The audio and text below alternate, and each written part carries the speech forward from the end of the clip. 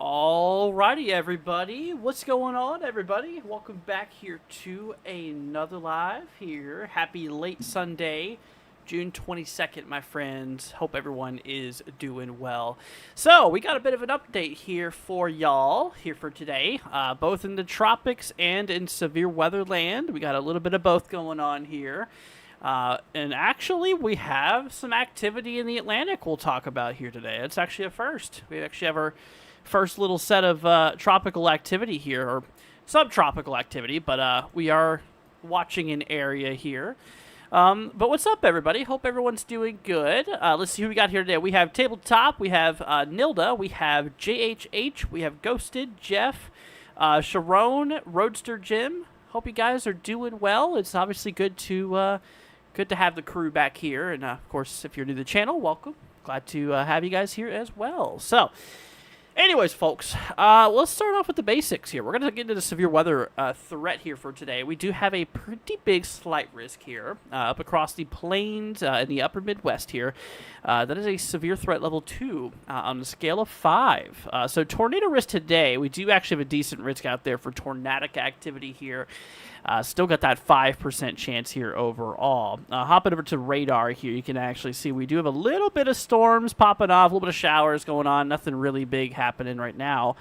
But we do have a little bit of a risk out here today. Once again, a 5% chance for tornadoes here today.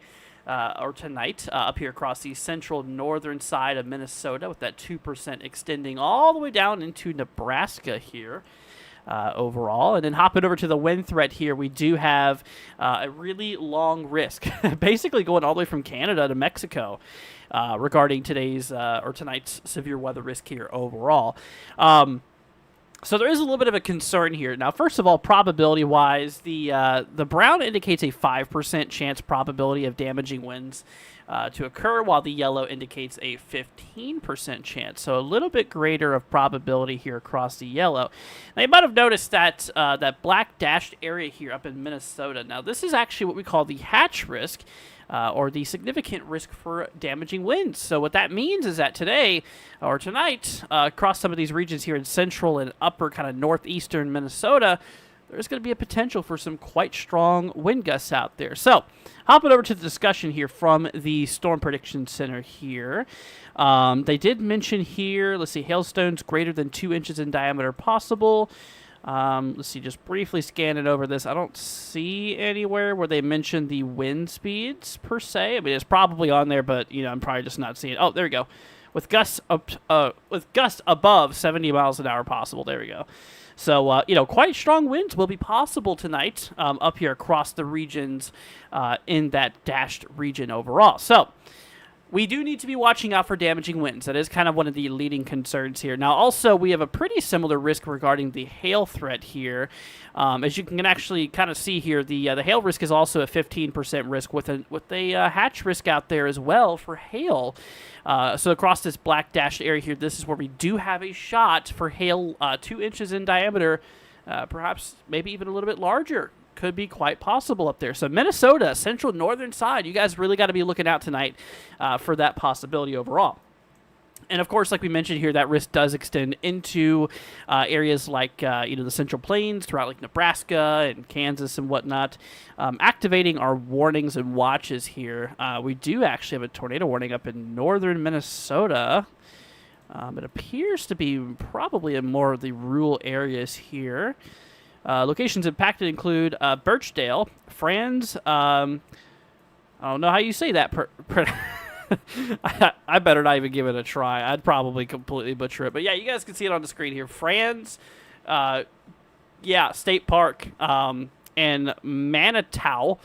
Hopefully I'm saying that right. But I can say Birchdale. I know that one. So Birchdale is one of the areas included. But yeah, it appears to be mostly rural areas here of northern Minnesota. We got 37 minutes radar indicated threats. So that means that there has been some rotation detected, as well as quarter-sized hail. So we could get a little bit of hail out of that storm there as well. Up here in Nebraska, we got a severe thunderstorm warning for, about 37 minutes, 1.25-inch hail, 60-mile-per-hour wind gusts overall. Let's see here. This includes Atkinson, Amelia, and Emmett. You guys are inside of that risk. What's up, Renita? Saying hi, Andrew. What's up? Hope you're doing good. What's up, Virgil? Hope you're doing good. Happy Sunday to you as well. Dayton says, with the Bermuda high, bring everything to the Gulf. Is everything favorable for Africa waves to come off in July? So as we approach July, there will be that concern, of course, where tropical activity could definitely be increasing. I was actually checking the waters out here earlier today, or was it yesterday? It might have been yesterday. But what we got going on here is the waters are not quite warm enough here from what we looked at here. Let's go ahead and bring up the Eastern Atlantic, or we'll just bring up the North Atlantic here. Yeah, waters are still fairly cool out there in the MDR, the main development region here. You can kind of see the Gulf, on the other hand, is quite steamy with right around 28, 29, 30 degrees Celsius waters out there across a lot of the Gulf, which is super warm. The Caribbean's fairly warm as well within parameters. But yeah, just off the coast of Africa, you can see we do have this kind of pool where we do have those sea surface temperatures relatively cool, mostly between 23 to 25 Celsius, just off of the western coast of Africa. So we'd have probably more of a likelihood of having some storms developing in the Caribbean and the Gulf before we would do probably in the MDR. Now, of course, can't rule that out completely. Nature's unpredictable.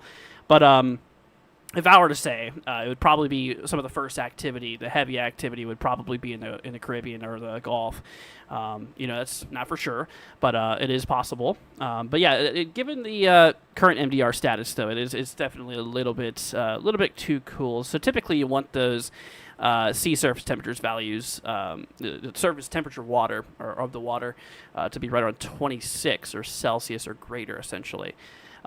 Which you can see we're pretty much below that just off the western coast. And we have a little bit down there towards the equator, but at that point, storms don't go within, I believe, 5 to 10 degrees north or south of the equator here. So you can kind of see that we are talking a lot of that warmth is by the equator and not in the MDR where the typical tropical cyclones do kind of go off of.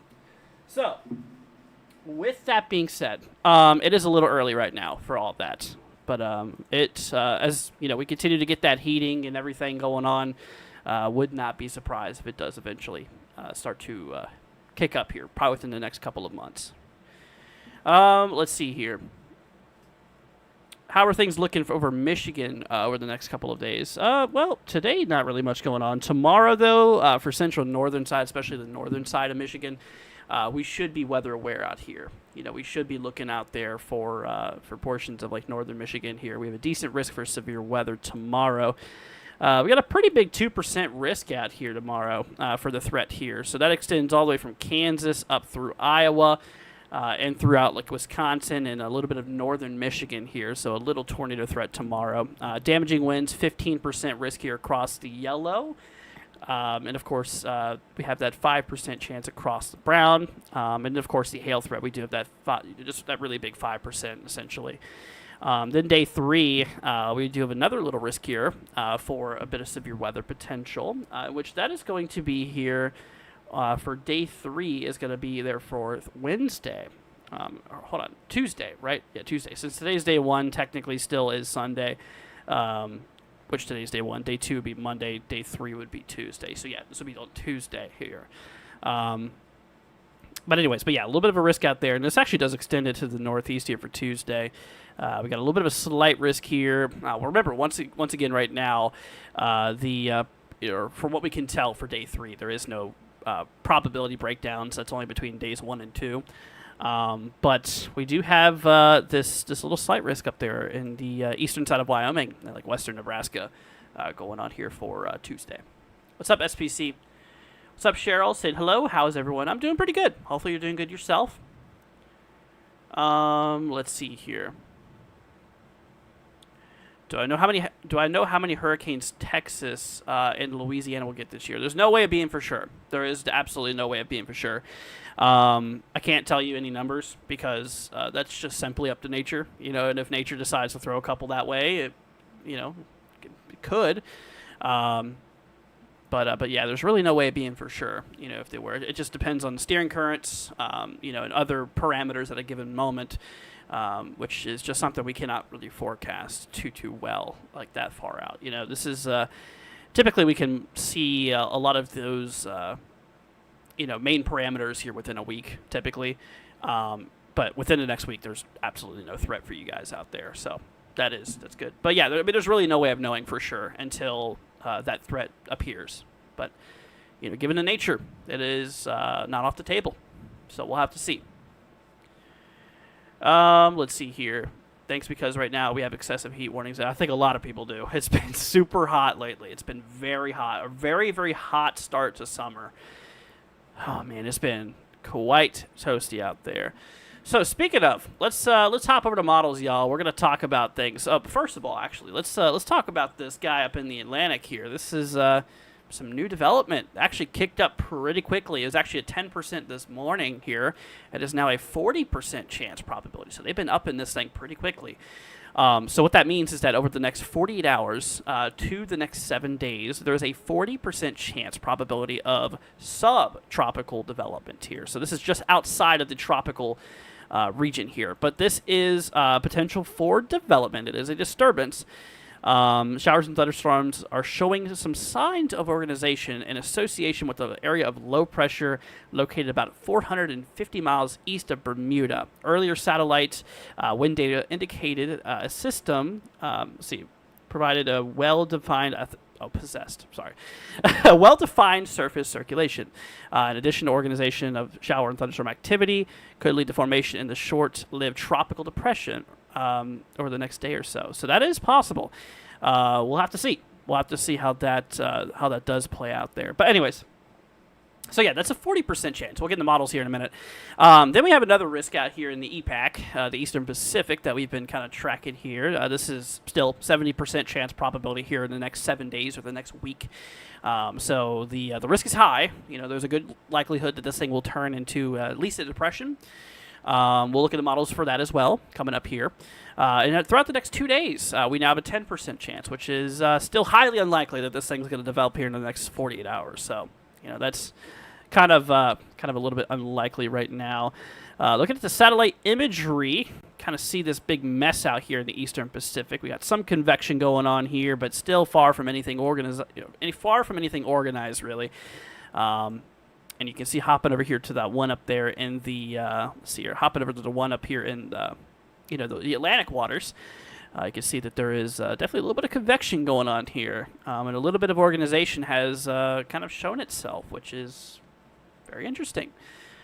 Let the fun begin. Yeah, well, the good news is that this one doesn't seem to be a problem for anybody out there. It is an area to watch because, of course, there is still tropical potential. Even if or there is no risk for any land areas, we still track these storms, regardless. Fish storm or not, it's obviously good to just keep an eye on all the weather, that's what we do here. But doesn't seem to be too much of an issue now. Bermuda here, you can see Bermuda, that little island, well out. I call it the Atlantic's Hawaii. The Atlantic's Hawaii right now is pretty clear. So Bermuda is looking pretty good as of right now. Anyways, so that is what we are looking out there for that. So let's hop into models here. We're going to take a peek here at the GFS to start things off here. It's obviously good to take a peek at a lot of models. So we're going to start off with that storm up there. Let's do the one in the Atlantic first. We'll talk about that a little bit here. So let's hop on over to models here. This is the latest GFS run that's available, the 18 Zulu run, in which we work our way down in time. You can kind of see that little area of low between these two big domes of high pressure here. We have one set of high pressure over here, just off of the southeastern United States coast, and we have another one here just west of Europe that is kind of popping off out there. You can see that GFS really doesn't have much happening with the system here. You can kind of see that low just, kind of sitting there, not really forming into much of anything. Yeah, GFS does not really have this thing going far. Taking a peek at Euro here, the ECMWF here, hopping to the 18 Zulu run as well. Kind of the same story, that while there is a little bit of a decent low that's been defined, there's really not much evidence of this thing becoming anything excessive, anything super crazy or super problematic. Once again, this is not tracking towards any areas of land, which is good.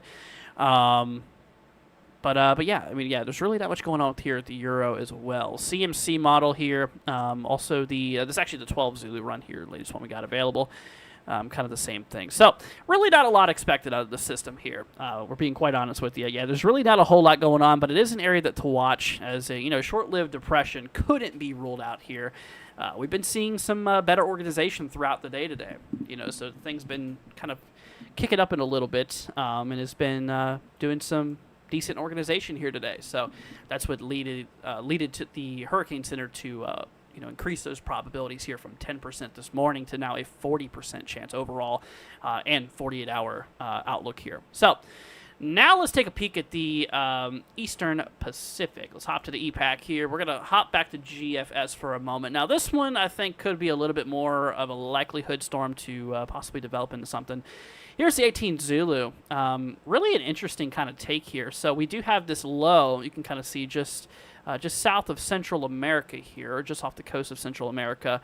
And according to GFS, this thing kind of gets engulfed by another storm system. It almost looks like another low that develops here to the east, kind of takes over, and kind of works its way possibly towards southern Mexico. It's a little hard to tell. GFS doesn't have this thing going crazy or anything like that either. But, it definitely does have quite a unique approach here. Now, hopping over to the Euro, the ECMWF here. Euro just kind of has this thing, a very big, broad low, not really materializing into anything crazy. Depression possible, but to be honest with you, yeah, there's really not much, indicators indicating that this could be a really big storm. Per se here. CMC kind of agrees as well. Actually has that system kind of hugging southern Mexico here, which is very interesting. Very, very interesting here overall. So one thing I will mention, though, is that the moisture levels, let's hop over to that real quick. Let's hop back to the GFS model. So moisture levels are actually pretty good for the region, and that's actually not the reason why the storm system is kind of lacking that development here. You can see the bluish greenish color that you see on the screen here. This is indicating a relatively moisture-filled atmosphere, while the opposite here across the brown is indicating more of a drier atmosphere. Moisture is definitely not an issue with that system. You can see that it just kind of wraps in a lot of moisture and, relatively just, doesn't run into much of dry air. So that's not the issue overall. Obviously the sea surface temperatures are warm enough to support that tropical development here, so it's not really that either. I think it's more of a sheer concern. kind of being a bit of an issue here with the development of the system here. So, I mean, we'll keep it on it. But yeah, once again, really not anything too crazy, going on here between both of those systems. It's obviously good to touch up on them both. But yeah, still not really much of anything super crazy. Now, we'll keep an eye on that storm here, the one for the EPAC. Associated with all of that rain that we're talking about here, all that precipitation, there's likely going to be a bit of rain. This is too far out, by the way. You can't look that far. There could be a lot of precipitation in the region here because of it. Whenever you throw in a lot of moisture into an area, you increase the probability of precipitation and possibly some heavy rainfall. So, we'll have to look out there for that being a potential concern. But yeah, so once again, main models here don't really seem to pick up much on this thing being anything major. Of course, model opinions could change as we progress further down in time. But at the current moment, we are looking pretty calm. Things are kind of at ease right now. So we are looking pretty good. So anyways, hopping back here, we're gonna jump back to the SPC here. Let's see here. Roadster says EPAC is very active. It is. It's actually been pretty darn active lately, yeah. I mean, we just got into hurricane season not too long ago, and I mean, it went from 0 to 100 real quick here, especially with that recent hurricane that we had just not too long ago here in the southern side of Mexico. They got hit pretty hard from what it looked like. That thing strengthened very quickly. The conditions were just right. Had the moisture, had the sea surface temperatures, they were in favor, as well as not too much wind shear. So it was able to strengthen pretty well, and pretty quickly overall. But does not, as of now, seem to be an issue with this next storm that's kind of rolling through here. So that is that. Now let's talk about conditional weather here across the country here. So whenever it comes to it here, you can see that right now here in the east, we do have that high-pressure dome, kind of bringing a lot of drier, more warmer conditions. I mean, like a lot of you guys have mentioned here that it's been super hot, and there's been tons of excessive heat warnings and heat advisories all over the place. This ridge here that we have is bringing drier conditions and bringing more warmth. So yeah, it's definitely been pretty hot out there. Now, here in the future, there's really no big storm systems that appear to be kind of rolling through. At this point, we're just kind of getting too far out in time here. But yeah, nothing really too big going on here. I mean, it looks pretty chill. I mean, honestly, not really anything super big going on, both in the Atlantic, Pacific, or out here in the States here. Here in the extended range here, let's go to day 4. We have nothing. Day 5, nothing. Day 6, nothing. Day 7, nothing. And day 8, nothing. So, yeah, we just have 3 days of severe weather potential here. And a lot of the activity here for severe weather between tonight and tomorrow is going to be across the plains in the Midwest here and kind of the Great Lakes region here. For day 3 on Tuesday, that threat for a little bit of severe weather, kind of marginalized. We'll be up here across the Northeast, working its way through the Great Lakes region in the Ohio Valley, through the Midwest and into the Central Plains here overall. So, we'll definitely be watching out for the weather here. But honestly, guys, I mean, it's really not doing anything super crazy right now. The main thing that I would definitely, need you guys to actively be watching here is tonight's concern, because we do actually have that, like I said, that 5% chance for tornadoes tonight up here in Minnesota, as well as that 15 significant wind threat, that 15 significant hail threat overall. So that is certainly something that we do need to address, and something that we do need to obviously look out there for tonight. So anyways, hopping back to models here, we're gonna take a peek over here. We're going to bring up the good old HRRR. We're going to take a look at the conditions here. So, pretty much, I mean, we could get... Here, let's hop to the Zulu run here. Pretty much, we could get a little bit of storm activity going on here between now and, the next several hours here. There could be some activity relatively discrete from what it looks like. A few strong to, potentially severe storms rolling through the region here of, like, Minnesota. It's something that we'll have to kind of look out there for, but...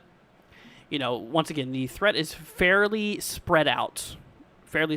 So while there could definitely be some strong storms in there, the risk is actually fairly spread out overall. So we are, not under any big line or anything like that that's expected to kind of roll through. It just seems like it's fairly discrete in storm mode here and relatively isolated. And so the threat still remains, but the probability is actually fairly low, given the overall discreteness here. And like we mentioned here, hopping back over to the to the radar and stuff here, we can see that we do have a couple of little showers popping off here.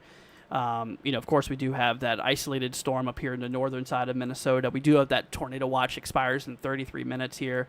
A couple of severe thunderstorm warnings will be quite possible, kind of in and out here.